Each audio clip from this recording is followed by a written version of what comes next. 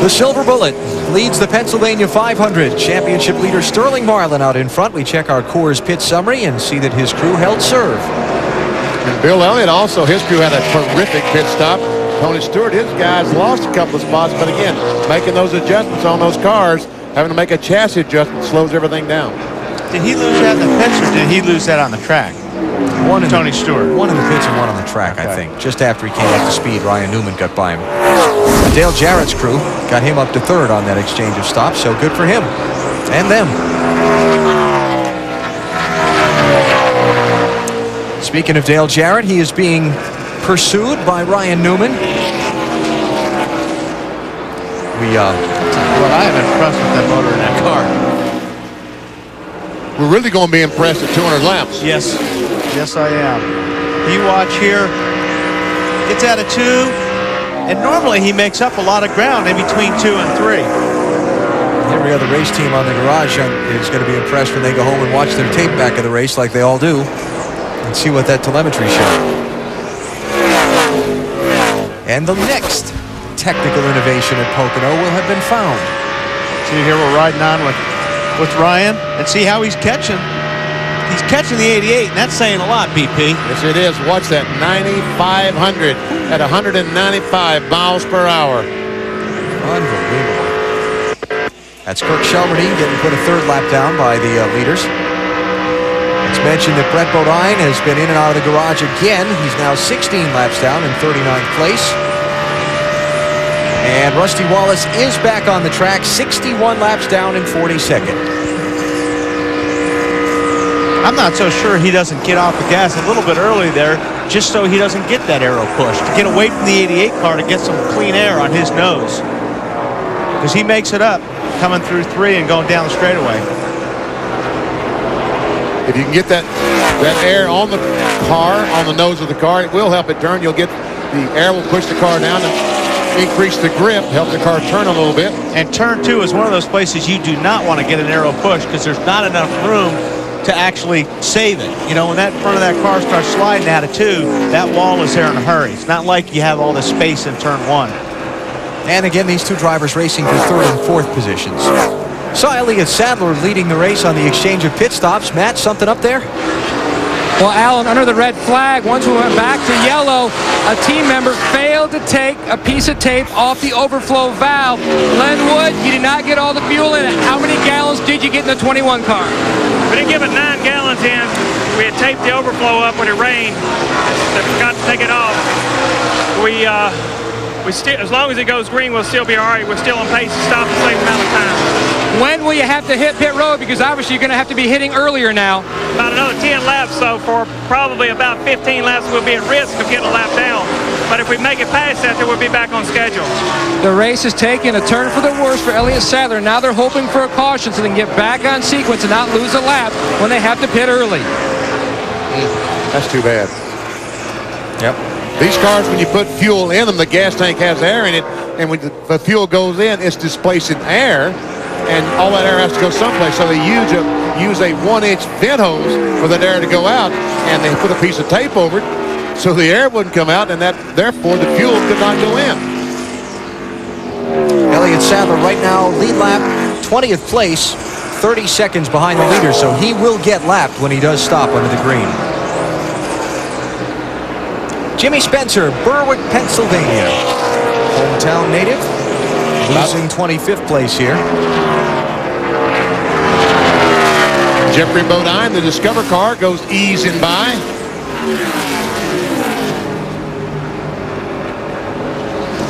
All right, Jimmy Spencer, have a foot cam. We see that left foot poised on the brake. Also, we see over here, this brace is so in case the accelerator hangs, he can pop his foot back. He can pull it back with his foot.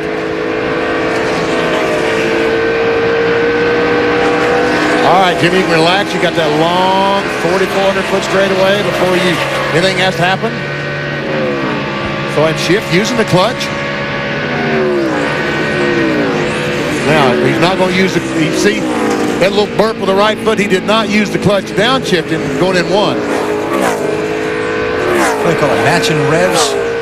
Yeah. A little burp on the accelerator. Yep, matching the revs and Normally the gear will drop right down in the third gear. Now he's giving a little bit of extra pump on the brake pedal here. You'll see him pump it a couple of times. That's just a safety pump. Sometimes you get the pads will be knocked back by the rotors when you're going down the straightaway. So you got to pump it to get the pads back to the rotors, so when you really hit the brake, they're there. Different players, different styles. Let's check out the foot cam in Rusty Wallace's car. Repaired, back out on the track after that lap 1 crash he was involved in. All right, you see Rusty, he's got his foot firmly on the floorboard. All right, going to back off. All the way off the gas, on the brakes. All right. Back on, man, he's weighted right in that throttle. All right, now on the front stretch, he's going to have to shift. Now watch. Well, here's another guy that's not shifting, but he's Ryan Newman's teammate. So. Ryan Newman's teammate. With that right front fender missing, is he up to speed enough where shifting would even be a... Yeah, he had that thing wound up too, by the sounds of it. Well, let's watch here, see what happens. Well, he's going to move over and let move over, yeah. And Burns, what about the 2 car? Well, Benny, I just checked with Billy Wilbur and his crew chief, and of course they're just out there trying to make up laps in case they can get more laps in the book than one of the other guys that has problems today. Billy said that Rusty hasn't said anything about the car and that they are definitely staying up above the minimum required speed. But again, Rusty back in 42nd place.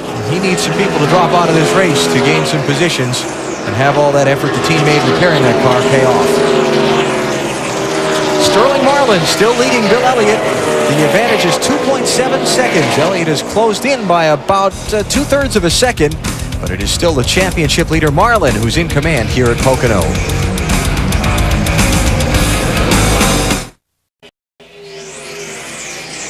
Sometimes I want to disappear. Gotta tell ya, I'm feeling paranoid. What you gonna do? What you gonna be when they're coming after me? I know that I'm feeling the lonely one. What you gonna do? What you gonna be when they're coming after me?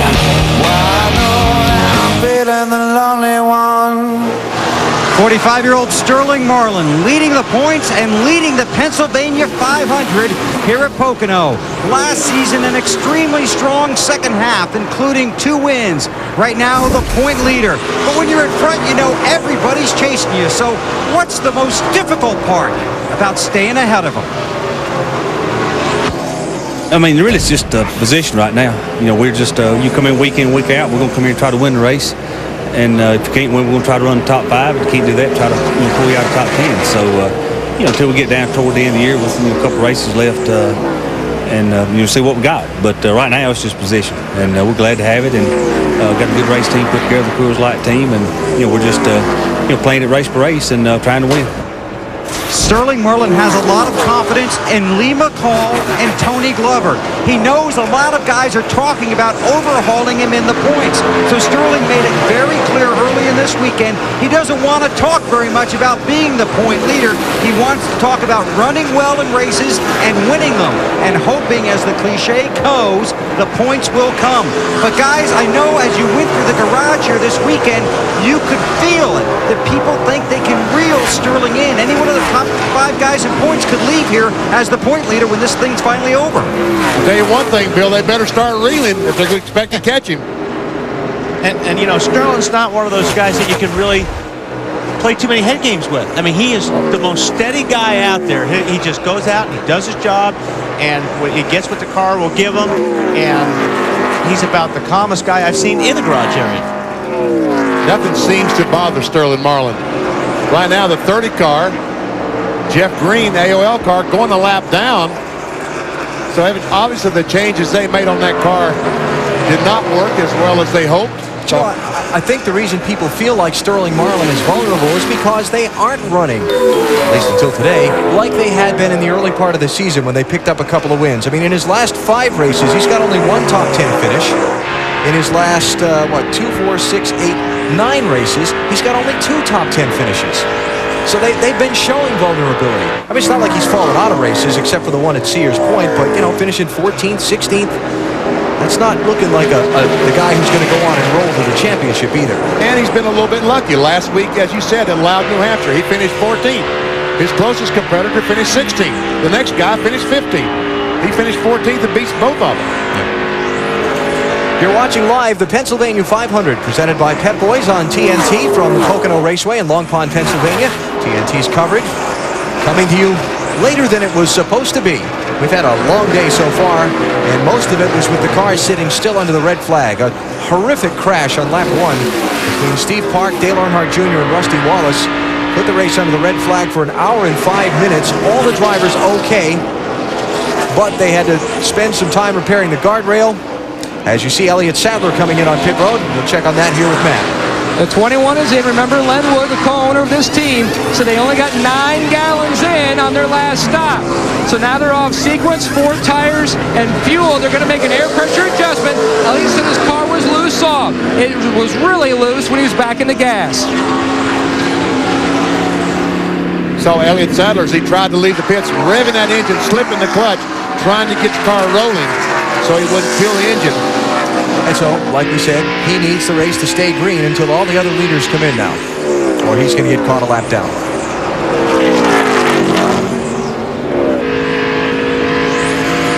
So Sadler back in the hunt, but he's a lap behind leader Sterling Marlin. We are approaching the midway point of today's Pennsylvania 500.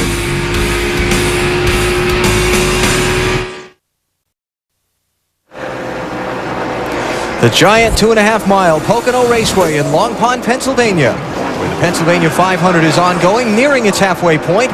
After lengthy delays, a couple hours for rain and an hour for a guardrail repair. This is the first race in the Pep Boys When Your Car Wins, You Win sweepstakes, starting with this race and concluding with the Chevy Monte Carlo 400 in Richmond, September 7th. Stop by any Pep Boys and pick up a sweepstakes game piece. Scratch off where it says car number and prize.